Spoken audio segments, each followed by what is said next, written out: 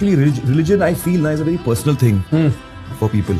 Right. So I try not talk about it. दिल नहीं भरा तो जिन लोगों को पता नहीं चाहिए, इसलिए डायरेक्ट एक्शन डे मना रहा है। भारत हिंदुओं का राष्ट्र है। दोस्तों सोचिए, अगर बॉलीवुड के मिस्टर परफेक्शनिस्ट कहे जाने वाले आमिर खान किसी फिल्म को देखकर ऐसा बयान दे दे जो पूरे फिल्म इंडस्ट्री को हिला दे, अगर वो कहें कि यह फिल्म समाज में जहर घोल सकती है, तो क्या आप यकीन करेंगे? जी हां, हाल ही में आमिर खान ने द बंगाल फाइल्स पर एक ऐसा बयान दिया है जिसने हर किसी को चौंका दिया है। आखिर उन्होंने ऐसा क्या कहा जिसने इस फिल्म के चारों तरफ नए विवाद की आग लगा दी है? ये जानने के लिए इस वीडियो को लाइक कर दीजिए और इसे अंत तक जरूर देखिए, क्योंकि आगे जो आप सुनने वाले हैं वह आपके सोचने का नजरिया बदल सकता है। आमिर खान ने इस फिल्म को देखने के बाद इंटरव्यू में जो बातें कही, उन्होंने साफ कर दिया कि यह फिल्म उनके लिए किसी मनोरंजन का हिस्सा नहीं रही, बल्कि एक ऐसा राजनीतिक और सामाजिक बयान लग रही है जो समाज को विभाजित करने का काम कर सकती है।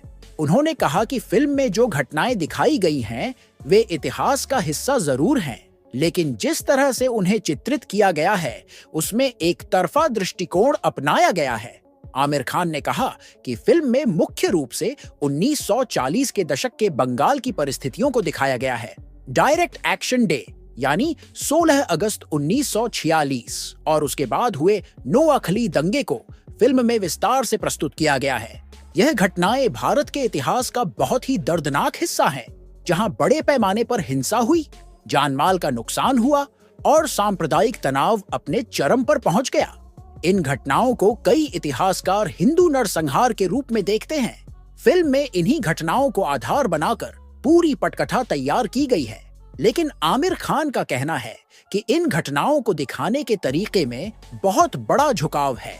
उन्होंने कहा कि फिल्म का असर यह है कि मुस्लिम समुदाय को नकारात्मक रूप से प्रस्तुत किया गया है और हिंदू समुदाय को सिर्फ पीड़ित के रूप में दिखाया गया है। आमिर के मुताबिक इतिहास इतना सीधा और एक तरफा नहीं होता। अगर आप केवल एक पक्ष पर रोशनी डालेंगे और दूसरे पक्ष की जटिलताओं को छुपा देंगे, तो वह फिल्म किसी भी रूप में निष्पक्ष नहीं रह जाती। आमिर खान ने इसे एक तरह का प्रोपोगेंडा कहा। उनके मुताबिक विवेक अग्निहोत्री पहले भी द ताशकंद फाइल्स और द कश्मीर फाइल्स जैसी फिल्मों में इसी फार्मूले का इस्तेमाल कर चुके हैं।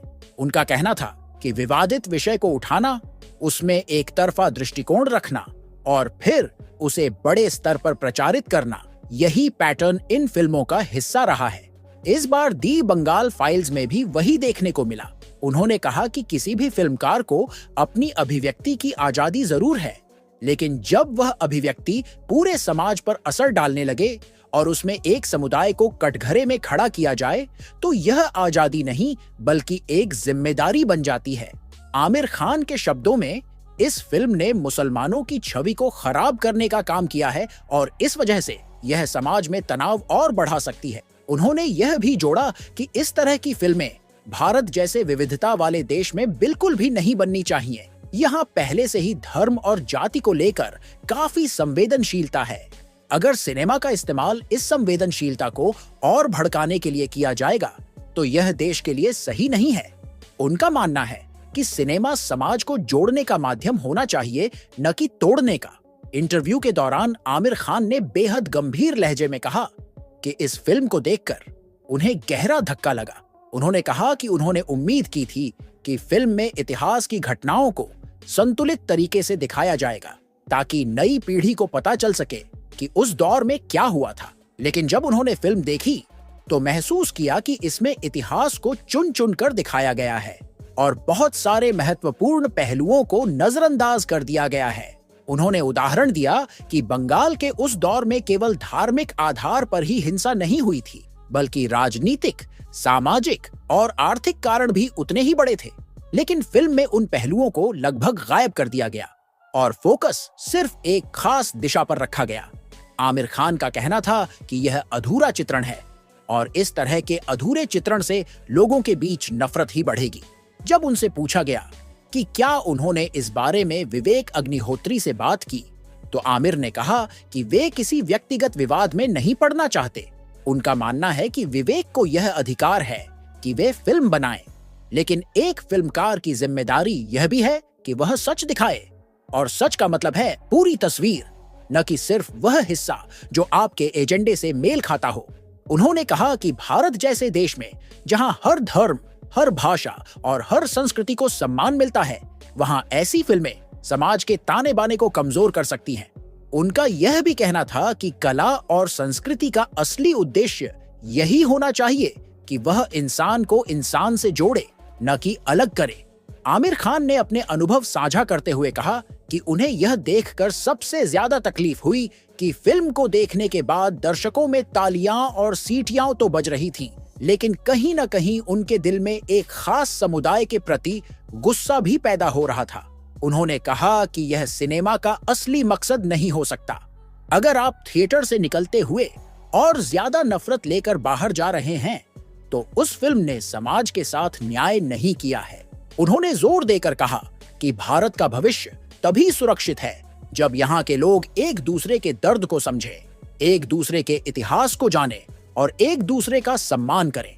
लेकिन अगर फिल्मों में सिर्फ नफरत और विभाजन का चित्रण होगा, तो वह भविष्य अंधकारमय हो सकता है।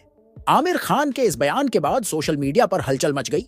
कुछ लोग उनकी आलोचना कर रहे हैं कि वे हमेशा ऐसे विषयों पर नकारात्मक बोलते हैं, जबकि कुछ लोग उनकी तारीफ कर रहे हैं कि उन्होंने साहस के साथ अपनी राय रखी।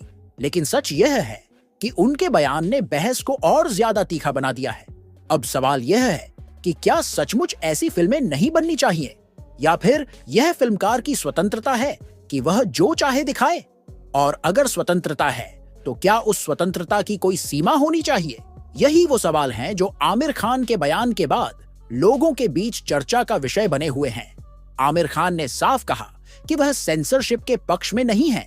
उन्होंने कहा कि हर फिल्मकार को अपनी सोच प्रस्तुत करने का अधिकार है, लेकिन यह सोच अगर समाज के लिए जहर बन जाए, तो इसे रोकने का कोई तरीका जरूर होना चाहिए। उनके अनुसार लोकतंत्र में अभिव्यक्ति की आजादी है, लेकिन लोकतंत्र की बुनियाद ही तभी मजबूत रहती है जब वह आजादी जिम्मेदारी के साथ इस्तेमाल हो।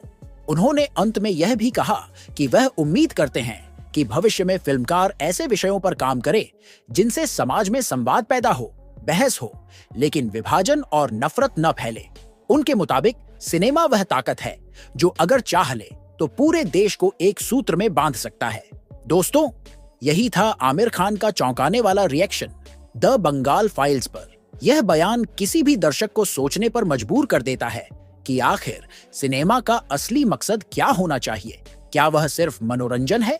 क्या वह केवल व्यावसायिक सफलता का जरिया है, या वह समाज को दिशा देने वाला माध्यम है? अब यह सवाल आप सभी दर्शकों से है। आप क्या सोचते हैं? क्या आमिर खान का यह रिएक्शन सही था?